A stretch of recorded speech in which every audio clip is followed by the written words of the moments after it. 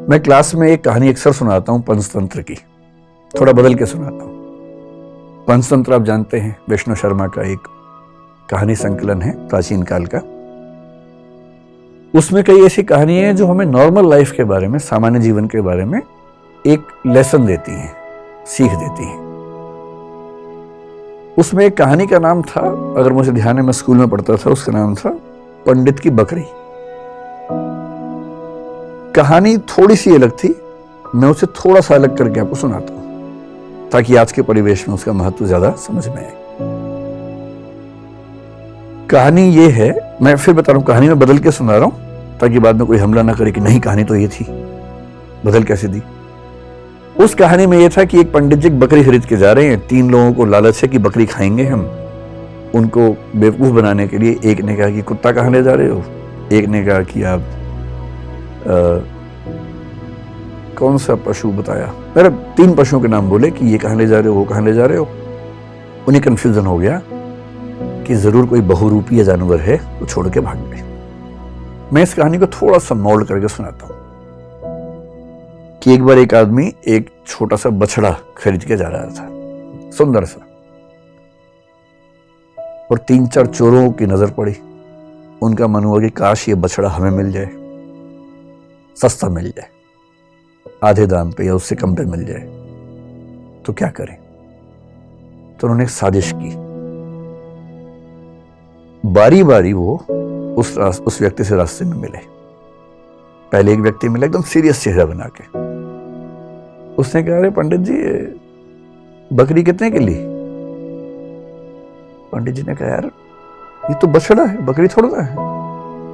तो वो बड़े अच्छे से हंसा, ये बछड़ा है, अच्छा, इतना कह के मुस्कुराते हुए निकल गया वहां से।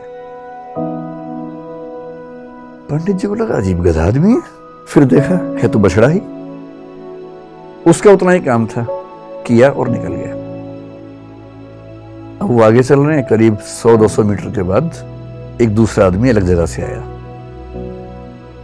इनके बीच में आपस में साठ-गांठ है, ये इनको नहीं पता है। दूसरा आदमी आया और आते बोला, वाह पंडित जी, कितनी मोटी बकरी है, एकदम बछड़ा लग रही है देखने में तो।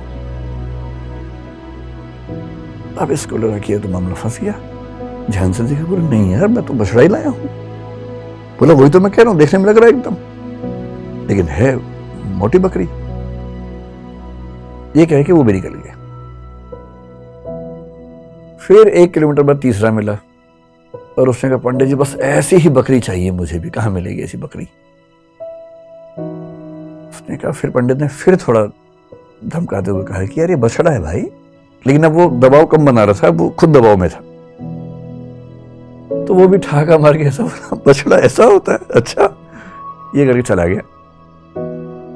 और फिर चौथा आदमी जो असली था उनका मास्टरमाइंड, चीफ कॉन्स्पिरेटर, फिर वो आया पैसे गिनते हुए। उसने कहा, अरे अरे अरे, ऐसा ही बकरा चाहिए, ऐसी बकरी चाहिए, कितने की मिलेगी, कितने की मिलेगी? तो पंडित जी को लगा मुझसे बहुत बड़ी गलती हो गई है, मैं तो बकरी खरीद के ले आया बछड़े के नाम पे या बछिया के नाम पे। फिर लगा घर जाऊंगा, घर पे पिटूंगा, इससे अच्छा नुकसान कम कर लेता हूं। तो एज्यूम कीजिए कि उस जमाने में 100 रुपए के आसपास का लिया था, तो उन्होंने बताया कि मैंने 100 का लिया है।